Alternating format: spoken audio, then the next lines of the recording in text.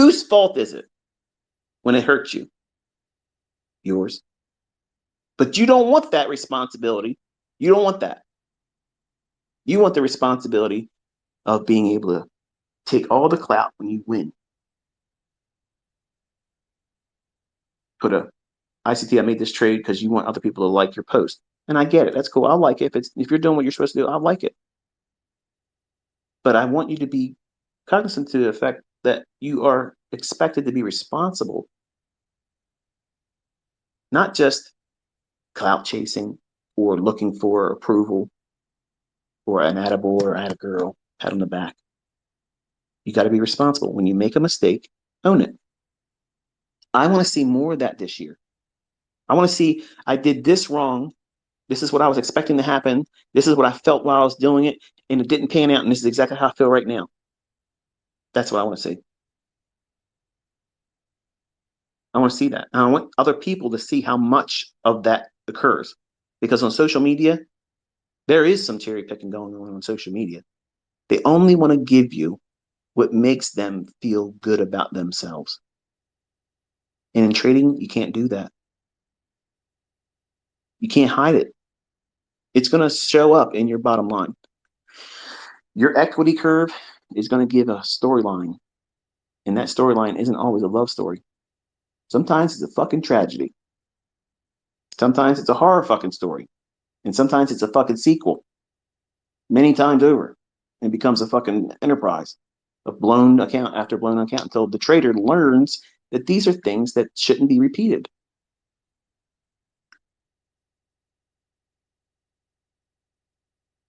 So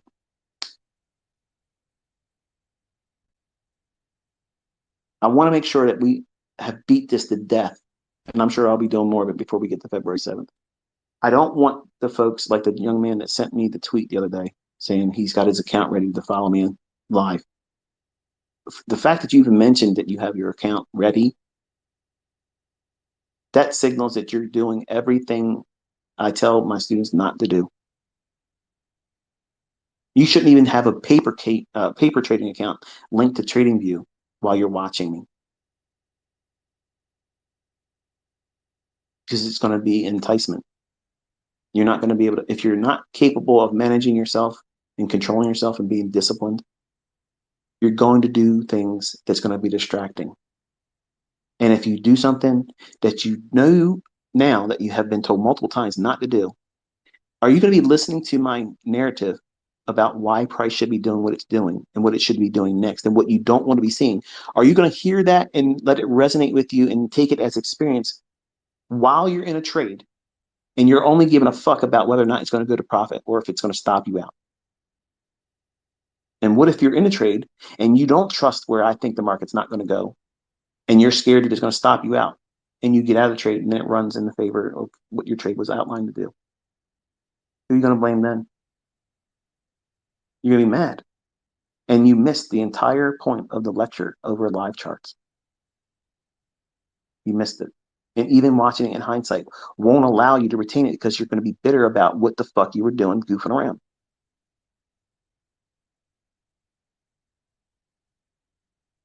Are you worth investing the time this year in yourself the right way? I'm telling you, if you do anything outside of what I'm telling you to do, you're fucking doing it wrong. And the results won't come. You need it to be boring. You need it to be just observing one thing. Each day we're watching price and seeing how it moves and gyrates. And you'll get comfortable with seeing how it does this certain thing over and over and over again. It repeats these certain signatures that over and over again happens. And by doing that, the setup that you don't even understand exists right now will literally come to life right in front of you in your chart. It will start resonating with you that this is the particular pattern that you like seeing me talk about. I may not even be referring to it as a trade for myself, but because I'm saying it should do this and then do that, you're like, I can see 5 handles in that. And then next time you do it, same thing happens. You already know what I'm going to say before I start saying it because you see that thing forming. He keeps talking about this, but I see this. So that's my setup. That's my model. That's my multiplier. That's the thing I'm going to gravitate to in trading. And then you work with that and let it grow. And you build more understanding as we go throughout the rest of the year. And then you start seeing more things build on that. And then your 5 handle moves become easily 15 handles and 10 handles, 20 handles, and then 15 handles, and then 30, 50 handles, and then 5 handles, and then back and forth. There's an ebb and flow. And you'll see how many times. How often does a 50 handle move occur in a month? When is it realistic to expect one? When should you only be focusing on 5 handles and be thankful that you got that and be out for the rest of the day? You're going to learn all that stuff. But I can't, and no one else can communicate it in a book. You can't. You can't do it. It cannot be done. Trust me, if people were able to do it and they could encapsulate it inside of a book, it'd be out there everywhere and everybody would be copying it like they're doing me now, making books and shit. They have no idea what the fuck they're talking about. Smart money concepts. You just got introduced to the idea, folks. Just take your shoes off, get comfortable. You're going to be here for a year. You're going to see all kinds of cool shit. And it's for you to learn and become better at it, not fall victim to people that don't know how to do it. It's my prayer, honestly, for all of you to really find yourself in this. Even if you use other stuff in addition to what I teach, if it aligns with what you're doing, the times that it aligns, I'm confident, I'm absolutely confident that it will improve your understanding about price. And that's all I want. I just want to be a help. That's all. That's all I want from all of you is to give me the opportunity to help you. That's all I'm asking for. You don't have to go out of your way, to constantly keep thanking me. We see enough of that already. Just put the work in and show me your results. That's all I'm wanting. Okay? Because I know the rest will take care of itself. And once you get to that point, that confidence level, so you think right now, and I'm saying this and I'm going to close it. Right now you have your job, or maybe you don't have a job. Okay? Maybe you just recently got laid off, fired, the company went out of business, something to that effect. But no longer you have a job. Before that happened, you probably felt real confident that as long as you keep showing up to work, you got a job. That's a false sense of security. But you've lied to yourself and convinced yourself that it's true. Those working right now having a job, your job's not guaranteed to you, no matter how much you want to talk yourself into it. Oh, they need me. They don't fucking need you. They don't need you. You are just a number to them. One little small cog in the machine. And that cog that you represent is easily replaced by somebody else for less money. That's the environment they're creating right now. You don't see it, but it's what's happening. You're gonna see a lot of people losing their jobs, and folks that are in college right now.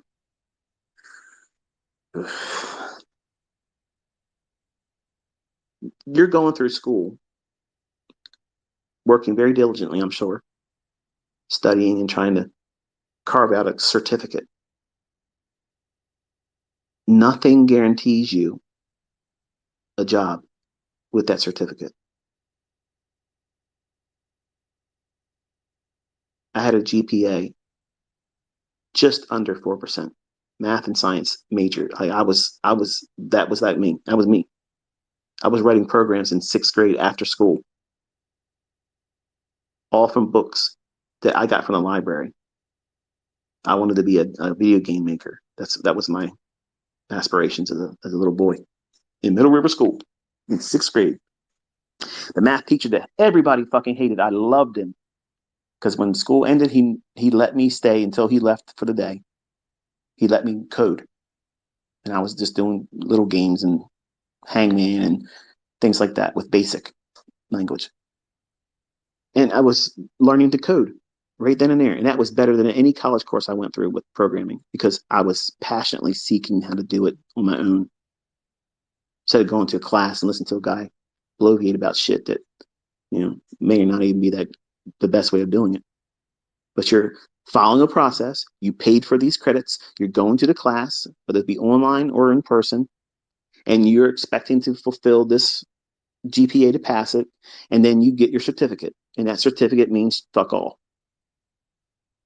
But well done. You wasted time and money investing in something like everybody else does in every other pursuit, unless you secure the job.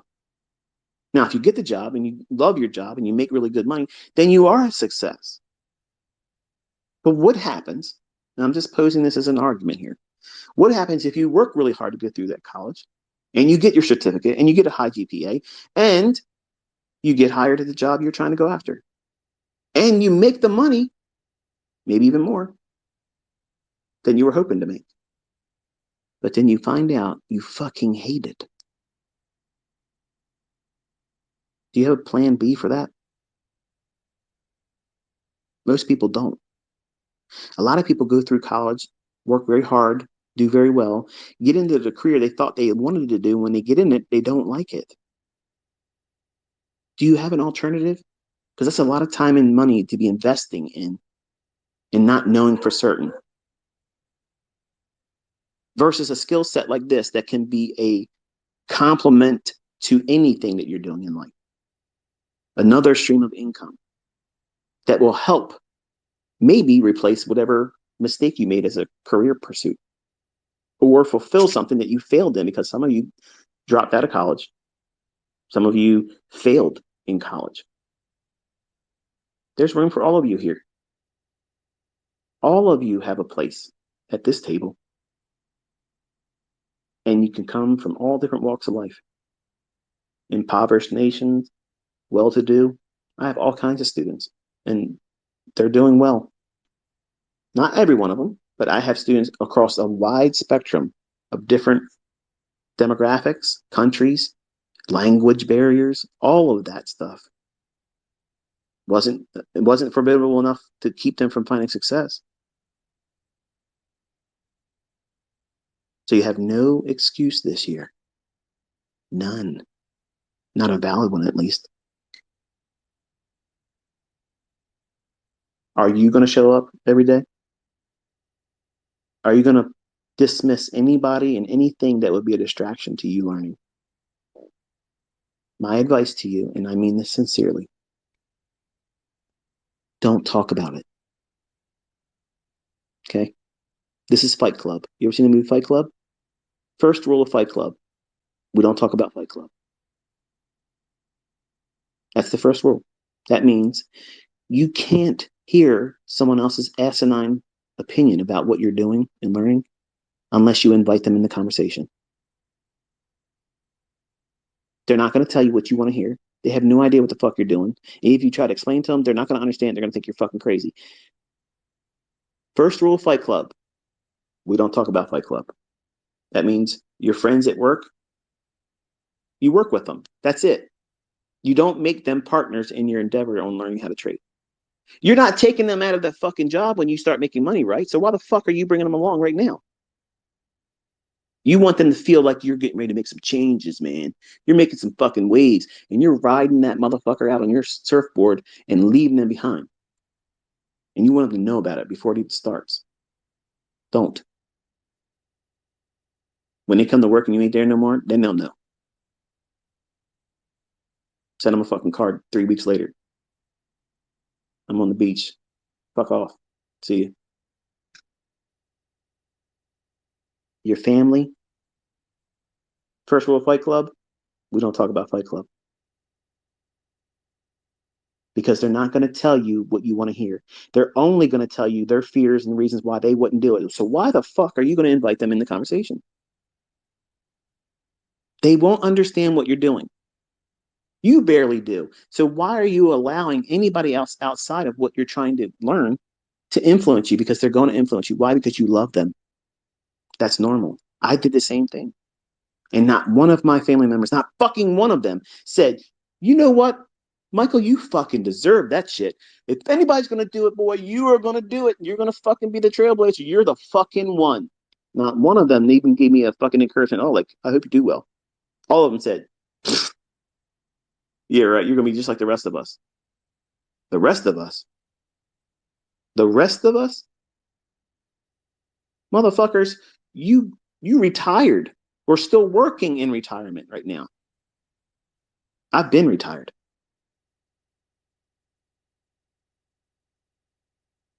Every one of my family members has money owed on their fucking homes if they own one. I have family members in my wife's side that are all broke.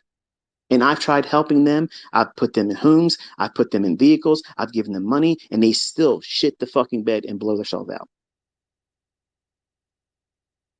Some people you can't help. You can't help everybody in your family. And you think, I'm going to tell my friends because I love them. They're my boys. They're my girls. It's my clique. It's my people. It's my tribe. It's my circle.